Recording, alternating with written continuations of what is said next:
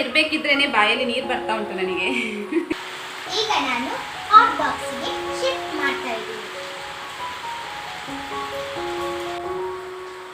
ಈಗ ರುಚಿ ರುಚಿಯಾದ ಬೆಂಡೆಕಾಯಿ ಪಲ್ಯ ಇಸ್ ರೆಡಿ. ಹಾಯ್ ಫ್ರೆಂಡ್ಸ್, ಎಲ್ರಿಗೂ ನಮಸ್ಕಾರ. ನಾನು ನಿಮ್ಮ Preethi Asha. Welcome to my YouTube channel. ಇವತ್ತು ಬುಧವಾರ ಇವತ್ತು ಬುಧವಾರ ಮಧ್ಯಾಹ್ನ ಆಗ್ತಾ ಬಂತು, 12:30 ಗಂಟೆ ಆಗ್ತಾ ಬಂತು. ಈಗ ಲಾಗ್ನ ಶುರು ಮಾಡ್ಕೊಂಡಿದ್ದೀನಿ, ಅಡುಗೆ ಕೆಲಸ ಶುರು ಮಾಡ್ಕೊಂಡಿದ್ದೀನಿ. ಅನ್ನ ಆಲ್ರೆಡಿ ಬೆಂದಿದೆ. ಇವತ್ತು ನಮ್ಮ ಮನೆಗೆ ಅಡುಗೆ ಮಾಡೋದಕ್ಕೆ ಅಂತ ಅಂದ್ಬಿಟ್ಟು ಸ್ಪೆಷಲ್ ಕುಕ್ ಬಂದಿದ್ದಾರೆ. ಯಾರು ಅಂತ ತೋರಿಸ್ತೀನಿ ನಿಮಗೆ. ಯಾವಾಗಲೂ ನಾನೇ ಅಡುಗೆ ಮಾಡೋದಲ್ವಾ, ಹಾಗಾಗಿ ಇವತ್ತು ಒಬ್ಬರು ಸ್ಪೆಷಲ್ ಕುಕ್ನ ಕರೆಸ್ಬಿಟ್ಟು ಅಡುಗೆ ಮಾಡ್ಸೋಣ ಅಂತ ಅಂದ್ಕೊಂಡಿದ್ದೀನಿ. ಹೇಗೆ ಮಾಡ್ತಾರೆ ಅಂತ ನಿಜವಾಗ್ಲೂ ಗೊತ್ತಿಲ್ಲ, ಫಸ್ಟ್ ಟೈಮ್ ಅಡುಗೆ ಮಾಡೋದು. ತೋರಿಸ್ತೀನಿ ನಿಮ್ಗೂ ಯಾರು ಅಂತ ಅಂದ್ಬಿಟ್ಟು. ಇವಾಗ ಅಡುಗೆ ಕೆಲಸನ ಶುರು ಮಾಡೋಣ.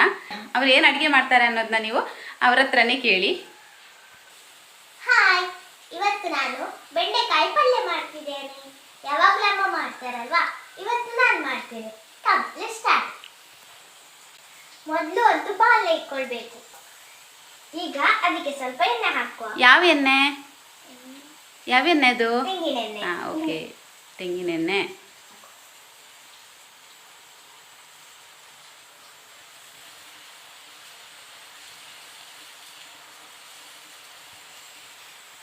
ಈಗ ಫಸ್ಟ್ ಒಗ್ಗರಣೆ ರೆಡಿ ಮಾಡುವ.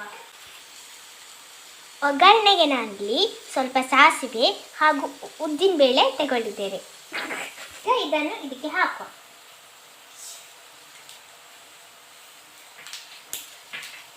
ಈಗ ಸ್ವಲ್ಪ ಕರಿಬೇವು ಹಾಕ್ತಿದ್ದೇನೆ. ಈಗ ಕೊನೆಗೆ ಸ್ವಲ್ಪ ಬೆಳ್ಳುಳ್ಳಿ ಹಾಕುವ. ಹಾಕಿ ಚೆನ್ನಾಗಿ ಮಿಕ್ಸ್ ಮಾಡಬೇಕು.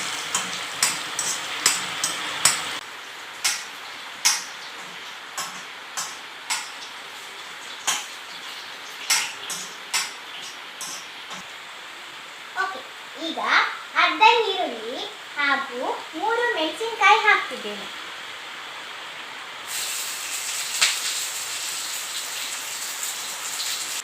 ಈಗ ಇದನ್ನು ಚೆನ್ನಾಗಿ ಫ್ರೈ ಮಾಡಬೇಕು. ಈಗ ಕಟ್ ಮಾಡಿದಂತಹ ಬೆಂಡೆಕಾಯಿಯನ್ನು ಹಾಕಬೇಕು.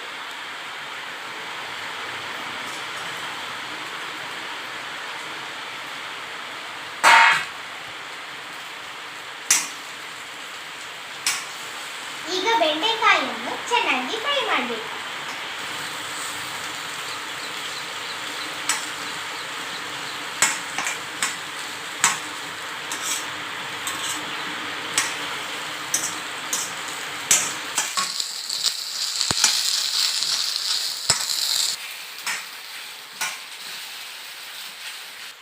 ಈಗ ಸ್ವಲ್ಪ ಹುಣಸೆಹಣ್ಣಿನ ರಸ ಹಾಕಬೇಕು. ಈಗ ಸ್ವಲ್ಪ ತೆಂಗಿನ ತುರಿ ಹಾಕಬೇಕು. ಈಗ ರುಚಿಗೆ ತಕ್ಕಷ್ಟು ಉಪ್ಪು. ಚೆನ್ನಾಗಿ ಮಿಕ್ಸ್ ಮಾಡಬೇಕು.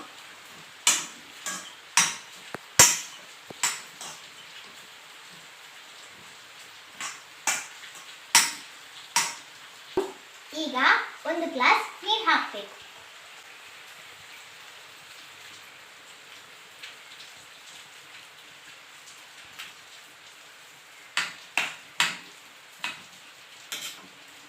ಈಗ ಇದು ಚೆನ್ನಾಗಿ ಬೇಯಿ.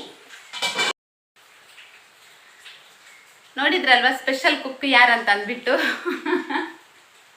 ಇವತ್ತಿನ ಸ್ಪೆಷಲ್ ಕುಕ್ ನನ್ನ ಮಗಳೇ. ಅವಳಿಗೆ ನಾನು ಹೇಳಿದೆ, ನಿನಗೆ ಬೆಂಡೆಕಾಯಿ ಪಲ್ಯ ಮಾಡೋದಕ್ಕೆ ಹೇಳ್ಕೊಡ್ತೀನಿ ಬಾ ಅಂತ ಅಂದ್ಬಿಟ್ಟು ಕರೆದೆ. ಹಾಗಾಗಿ ಬಂದ್ಲು, ಅವಳೇ ಮಾಡಿದ್ಲು. ಈಗ ಬೇಯ್ತಾ ಉಂಟು. ಯಾವ ರೀತಿ ಆಗುತ್ತೆ, ಅವಳ ಕೈ ರುಚಿ ಯಾವ ರೀತಿ ಬರುತ್ತೆ ಅನ್ನೋದನ್ನ ನೋಡೋಣ. ಈಗ ಚಟ್ನಿ ಮಾಡಬೇಕು. ಸಿಗಡಿ ಇದೆ, ಸಿಗಡಿ ಹಾಕಿಬಿಟ್ಟು ಚಟ್ನಿ ಮಾಡಬೇಕು ಅಂತ ಅಂದ್ಕೊಂಡಿದ್ದೀನಿ. ಅದನ್ನು ಮಾಡ್ತೀನಿ.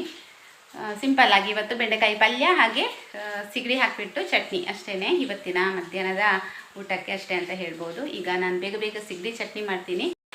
ಚಟ್ನಿಗೆ ಇಲ್ಲಿ ನಾನು ಇವಾಗ ಸ್ವಲ್ಪ ತೆಂಗಿನ ತುರಿ, ಅಂದರೆ ಒಂದು ಇಡೀ ತೆಂಗಿನ ಕಾಯಿಯ ಅರ್ಧ ತೆಂಗಿನಕಾಯಿ ಹಾಕ್ಕೊಂಡಿದ್ದೀನಿ. ತೆಂಗಿನ ತುರಿ ಹಾಗೆ 2 ಎಸ್ಲು ಬೆಳ್ಳುಳ್ಳಿ, ಆಮೇಲೆ 6 ಹಸಿಮೆಣಸಿನ್ಕಾಯಿ ಹಾಕ್ಕೊಂಡಿದ್ದೀನಿ.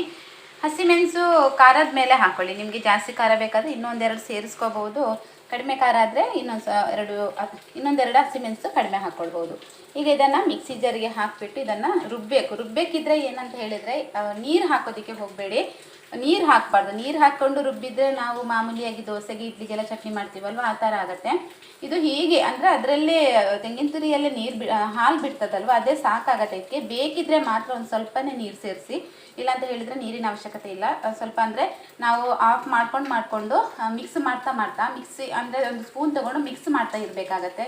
ಸ್ವಿಚ್ ಆಫ್ ಮಾಡಿಕೊಂಡು ಮಿಕ್ಸ್ ಮಾಡ್ತಾ ಇದನ್ನು ಸ್ವಲ್ಪ ಗಟ್ಟಿ ಚಟ್ನಿ ಥರ ರುಬ್ಬಬೇಕಾಗತ್ತೆ. ಸೊ ಅದೇ ಥರ ರುಬ್ಕೊಳ್ಳೋದಷ್ಟೇ. ಉಪ್ಪು ಆಮೇಲೆ ಸೇರಿಸೋಣ. ನಾನು ಮಿಕ್ಸಿ ಜಾರಿಗೆ ಉಪ್ಪು ಎಲ್ಲ ಹಾಕೋದಕ್ಕೆ ಹೋಗಲ್ಲ, ಆಮೇಲೆ ಉಪ್ಪು ಸೇರಿಸ್ತೀನಿ. ಓಕೆ, ಇವಾಗ ಇದನ್ನು ರುಬ್ಕೊಂಡು ಬರ್ತೀನಿ. ರೆಡಿ ಆಯಿತು. ಈಗ ನಾನು ಹಾಟ್ ಬಾಕ್ಸಿಗೆ ಶಿಫ್ಟ್ ಮಾಡ್ತಾ ಇದ್ದೀನಿ. ಇದು ಯಾಕೆ ಶಿಫ್ಟ್ ಮಾಡೋದಂತ ಹೇಳಿದರೆ, ಅದು ಕಬ್ಬಿಣದ ಬಾಣಲೆ ಅಲ್ವಾ. ಕಬ್ಬಿಣದ ಬಾಣಲೆಯಲ್ಲಿ ಅಡುಗೆ ಎಲ್ಲ ಮಾಡಬೇಕಿದ್ರೆ ಅಡುಗೆ ರೆಡಿಯಾದ ಕೂಡಲೇ ಅದನ್ನು ಶಿಫ್ಟ್ ಮಾಡಬೇಕು. ಇಲ್ಲಾಂತ ಹೇಳಿದರೆ ಒಂದು ಸ್ವಲ್ಪ ಕಬ್ಬಿಣದ ಸ್ಮೆಲ್ ಬರುತ್ತೆ. ಸೊ ಹಾಗಾಗಿ ನಾನು ಕಬ್ಬಿಣದ ಬಾಣಲೆಯಲ್ಲಿ ಅಡುಗೆ ಮಾಡಿದ್ರೂ ಆವಾಗಲೇ ಅದನ್ನು ಇನ್ನೊಂದು ಪಾತ್ರೆಗೆ ಶಿಫ್ಟ್ ಮಾಡ್ತೀನಿ. ಹಾಗಾಗಿ ಅವಳು ಕೂಡ ಇವಾಗ ಅಷ್ಟೇ ಬಾಣಲೆಯಿಂದ ತೆಗೆದು ಒಂದು ಹಾಟ್ ಬಾಕ್ಸಿಗೆ ಹಾಕ್ತಾ ಇದ್ದಾಳೆ. ಈಗ ರುಚಿಯಾದ ಬೆಂಡೆಕಾಯಿ ಪಲ್ಯ ಇಸ್ ರೆಡಿ.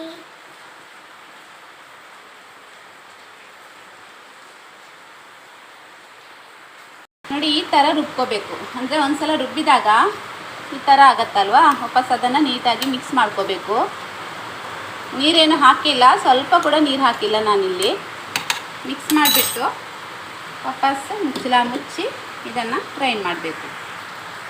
ನೋಡಿ, ಈ ಥರ ಬರುತ್ತೆ ನೋಡಿ. ನಿಮ್ಗೆ ಏನಾದರೂ ಬೇಕಿದ್ರೆ ಇಂಥ ಸ್ಪೂನ್ ಇರುತ್ತಲ್ವ, ಈ ಸ್ಪೂನಲ್ಲಿ 2 ಸ್ಪೂನ್ನಷ್ಟು ನೀರು ಸೇರಿಸ್ಕೋಬಹುದು. ಜಾಸ್ತಿ ಏನು ಹಾಕೋದಕ್ಕೆ ಹೋಗಬೇಡಿ. ನೀರು ಹಾಕಿಲ್ಲ ಅಂತಂದರೆ ಈ ಥರ ಡ್ರೈ ಆಗಿ ಬರುತ್ತೆ. ನನಗೆ ಇದೇ ಥರ ಬೇಕಿತ್ತು, ಸೊ ಇದೇ ಥರ ಮಾಡ್ಕೊಂಡಿದ್ದೀನಿ. ಈಗ ಇದಕ್ಕೆ ಸಿಗಡಿ ಹಾಕ್ಲಿಕ್ಕುಂಟು. ಈಗ ಈ ಸಿಗಡಿ ಏನಿದೆ ನೋಡಿ, ಅದನ್ನು ಚೆನ್ನಾಗಿ ನಾನು ವಾಶ್ ಮಾಡಿ ಇಟ್ಕೊಂಡಿದ್ದೀನಿ. ಒಂದು 3 ರಿಂದ 4 ಸಲ ವಾಶ್ ಮಾಡ್ಕೋಬೇಕು. ಈಗ ಬಾಣಲೆ ಇಟ್ಕೊಂಡಿದ್ದೀನಲ್ವ, ಈ ಬಾಣಲೆ ಚೆನ್ನಾಗಿ ಬಿಸಿಯಾದ ನಂತರ, ಅಂದರೆ ಯಾವಾಗಲೂ ಅಷ್ಟೇ ಬಾಣಲೆ ಇಟ್ಟು ಕೂಡಲೇ ನಾವು ಸಿಗಡಿನ ಹಾಕಬಾರ್ದು. ಅಂದರೆ ಇದನ್ನು ವಾಶ್ ಮಾಡಿರ್ತೀವಲ್ವ, ಹಾಗಾಗಿ ಬಾಣಲೆ ಚೆನ್ನಾಗಿ ಬಿಸಿ ಆಗಬೇಕು. ಬಿಸಿಯಾದ ನಂತರನೇ ಹಾಕಬೇಕು, ಇಲ್ಲಾಂದರೆ ಎಲ್ಲ ಅಂಟ್ಕೊಳ್ಳುತ್ತೆ ಬಾಣಲೆಗೆ. ಈಗ ಇದನ್ನು ಹಾಕಿ ಚೆನ್ನಾಗಿ ಫ್ರೈ ಮಾಡಬೇಕು.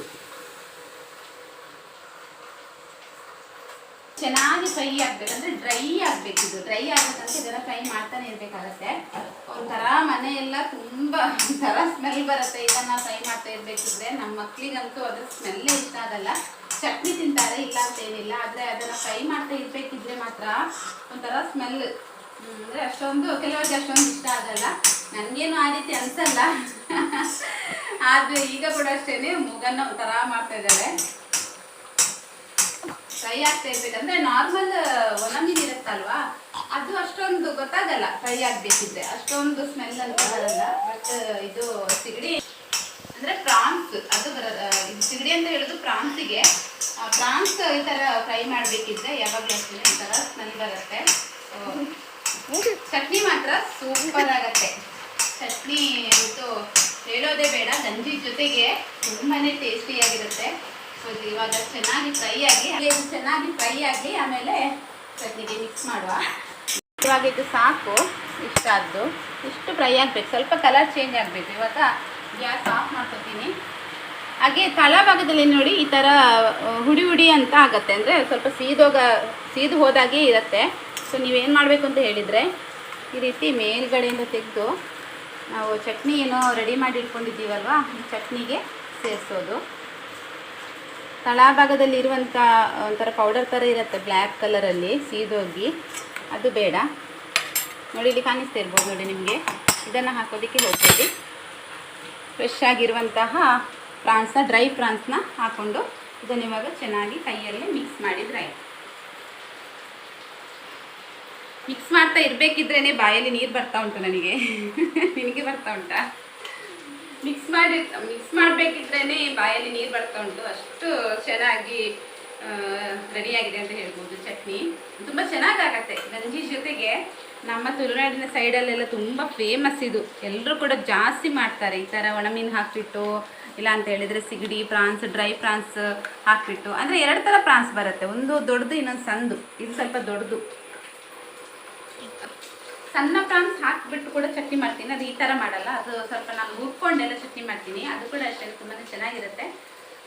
ಇನ್ನೊಂದ್ಸರಿ ಮಾಡಬೇಕಿದ್ರೆ ತೋರಿಸ್ತೀನಿ ನಿಮಗೆ. ನೋಡಿ, ಇವಾಗ ತುಂಬಾ ಸೂಪರ್ ಆಗಿರುವಂತಹ ಪ್ರಾನ್ಸ್ ಚಟ್ನಿ ರೆಡಿ. ನಮ್ಮ ಮನೆ ಎದುರುಗಡೆ ಇರುವಂತಹ ದೈವಸ್ಥಾನದಲ್ಲಿ ನಾವು ಸಂಕ್ರಾಂತಿ ತಂಬಿಲ ಅಂತ ಮಾಡ್ತೀವಿ. ಊರವರೆಲ್ಲ ಸೇರಿಬಿಟ್ಟು ಒಟ್ಟಿಗೆ ಸಂಕ್ರಾಂತಿ ತಂಬಿಲ ಮಾಡ್ತೀವಿ. ಪ್ರತಿ ತಿಂಗಳು ಕೂಡ ಮಾಡ್ತೀವಿ. ಹಾಗಾಗಿ ಅಲ್ಲಿ ತೆಂಗಿನಕಾಯಿ ಎಲ್ಲ ಇರುತ್ತಲ್ವ, ಅಂದರೆ ಹಣ್ಣುಕಾಯಿ ಕೊಟ್ಟಿರ್ತೀವಿ ನಾವು, ಅಲ್ಲಿ ತೆಂಗಿನಕಾಯಿ ಎಲ್ಲ ಸಿಕ್ಕಿರುತ್ತೆ. ಸೊ ತುಂಬ ಇತ್ತು. ಅಂದರೆ ನಿನ್ನೆ ನಾನು ಕಾಯಿ ಒಡೆದಿದ್ದೆ, ಇನ್ನೊಂದು ಎಕ್ಸ್ಟ್ರಾ ಕಾಯಿ ಕೂಡ ಒಡೆದಿದ್ದೆ ಚಿಕನ್ಗೆ ಅಂತ ಅಂದ್ಬಿಟ್ಟು. ಅದೆಲ್ಲವನ್ನು ತುರ್ಕೊಂಡು ಒಂದು ಈ ಥರ ಒಂದು ಸ್ಟೀಲ್ ಪಾತ್ರೆಯಲ್ಲಿ ಹಾಕಿ ಫ್ರಿಜ್ಜಲ್ಲಿ ಎತ್ತಿಟ್ರೆ, ಅರ್ಜೆಂಟಿಗೆ ನನಗೆ ಏನಾದರೂ ಸಾಂಬಾರು ಸಾರು ಈ ಥರ ಎಲ್ಲ ಮಾಡಬೇಕಿದ್ರೆ ಬೆಳಿಗ್ಗೆ ಹೊತ್ತಿಗೆ ಲಂಚ್ ಬಾಕ್ಸಿಗೆಲ್ಲ ಅಡುಗೆ ಮಾಡ್ತೀನಲ್ವಾ, ಆವಾಗೆಲ್ಲ ತುಂಬಾ ಹೆಲ್ಪ್ ಆಗುತ್ತೆ ಇದು. ಸ್ವಲ್ಪ ಜಾಸ್ತಿ ತೆಂಗಿನಕಾಯಿ ಎಲ್ಲ ಇದ್ದರೆ ನಾನು ಇದೇ ಥರ ರೆಡಿ ಮಾಡಿ ಇಟ್ಕೋತೀನಿ. ಈಗ ಇವನ್ ದೇವಸ್ಥಾನಕ್ಕೆಲ್ಲ ಹೋಗ್ತೀವಲ್ವ, ಆವಾಗ ದೇವಸ್ಥಾನದಲ್ಲಿ ಕೂಡ ಅಷ್ಟೇ ತೆಂಗಿನಕಾಯಿ ಎಲ್ಲ ಸಿಗುತ್ತೆ. ನಾವು ಏನಾದರೂ ಹಣ್ಣುಕಾಯಿ ಎಲ್ಲ ಕೊಟ್ಟರೆ, ಇಲ್ಲ ಅಂತ ಹೇಳಿದರೆ ಏನಾದರೂ ಸೇವೆ ಎಲ್ಲ ಮಾಡಿದರೆ, ಆವಾಗ ಕೂಡ ಅಷ್ಟೇ ನಾನು ತಂದುಬಿಟ್ಟು ಅದನ್ನು ನೀಟಾಗಿ ತುರ್ಕೊಂಬಿಟ್ಟು ಈ ಥರ ಒಂದು ಬಾಕ್ಸಿಗೆ ಹಾಕಿ ಮುಚ್ತೀನಿ. ಮುಚ್ಚಿಬಿಟ್ಟು ಫ್ರಿಜ್ಜಲ್ಲಿ ಇಟ್ಟಿರ್ತೀನಿ. ಫ್ರೆಶ್ ಆಗಿರುತ್ತೆ, ಏನು ಹಾಳಾಗಲ್ಲ ಎಷ್ಟು ದಿನ ಆದ್ರೂ.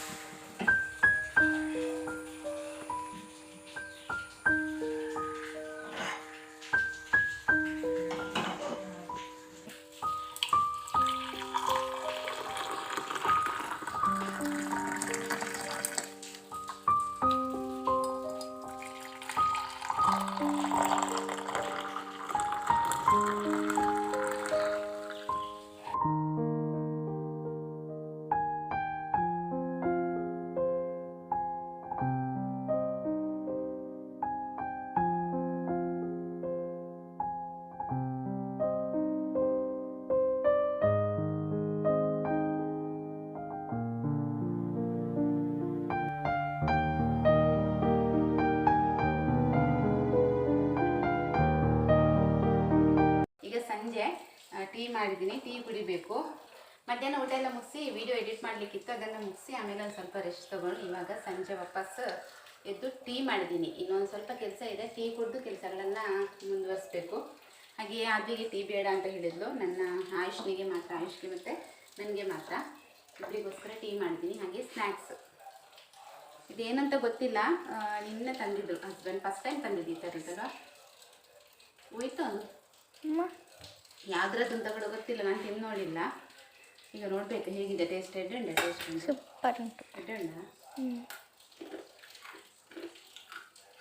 ಹೋಯ್ತು ಒಂದು ಪೊಟ್ಯಾಟೊ ಹಾಕಿ ಮಾಡಿದ್ದು, ಪೊಟ್ಯಾಟೊದ್ದು. ಹೊರಗಡೆ ಜೋರಾಗಿ ಮಳೆ ಬರ್ತಿರ್ಬೇಕಾದ್ರೆ ಈ ಥರ ಬಿಸಿ ಬಿಸಿ ಟೀ ಕುಡಿದ್ರೆ ತುಂಬಾ ಚೆನ್ನಾಗಿರುತ್ತೆ. ಈಗ ಮಾತ್ರ ಮಳೆ ಇಲ್ಲ, ಮಳೆ ಬಿಟ್ಟಿದೆ ಈಗ. ಇವತ್ತು ಇಡೀ ದಿನ ಮಳೆ, ತುಂಬ ಜೋರು ಅಂದರೆ ಜೋರು ಮಳೆ ನಮ್ಮ ಸೈಡಲ್ಲೆಲ್ಲ. ನಮ್ಮ ಬೈಲಿಗೆಲ್ಲ ಬೊಲ್ಲ ಬಂದಿದೆ ಇವತ್ತು, ನೀರೆಲ್ಲ ಬಂದಿದೆ ಗದ್ದೆಗಳಿಗೆ. ನನಗೆ ನಾನು ಹೋಗಿಲ್ಲ, ನನಗೆ ನೀರು ನೋಡೋದಂತ ಹೇಳಿದರೆ ತುಂಬ ಭಯ, ತಲೆ ತಿರುಗಿದಾಗ ಆಗ್ತದೆ ನನಗೆ ಜಾಸ್ತಿ ನೀರು ನೋಡಿದರೆ. ಹಾಗಾಗಿ ಹೋಗಿಲ್ಲ. ಆ ಕಡೆ ಆಗ ಬಂದಿತ್ತು ಅಂತ ಹೇಳಿದ್ರು, ಅಕ್ಕ ಹೇಳ್ತಾ ಇದ್ರು ಆಗ ಬಂದಿಲ್ಲ ಅಂತ ಅಂದ್ಬಿಟ್ಟು. ಓಕೆ ಸ್ನೇಹಿತರೆ, ಇವತ್ತಿನ ಈ ಒಂದು ಪುಟ್ಟ ಲಾಗ್ನ ಇಲ್ಲಿಗೆ ಏನು ಮಾಡ್ತಾ ಇದ್ದೀನಿ. ವೀಡಿಯೋಗಳು ಇಷ್ಟ ಆಗ್ತಾ ಇದ್ದರೆ ವೀಡಿಯೋಗೊಂದು ಲೈಕ್, ಶೇರ್, ಕಮೆಂಟ್ ಮಾಡಿ. ಹೊಸಬ್ರಾಗಿದ್ದರೆ ಸಬ್ಸ್ಕ್ರೈಬ್ ಮಾಡ್ಕೊಂಡು ನೋಡಿ. ಸಿಗೋಣ ನೆಕ್ಸ್ಟ್ ಲಾಗಲ್ಲಿ. ಅಷ್ಟೊತ್ತನಕ ಎಲ್ಲರೂ ಆರೋಗ್ಯವಾಗಿರಿ. ಟೇಕ್ ಕೇರ್, ಬಾಯ್.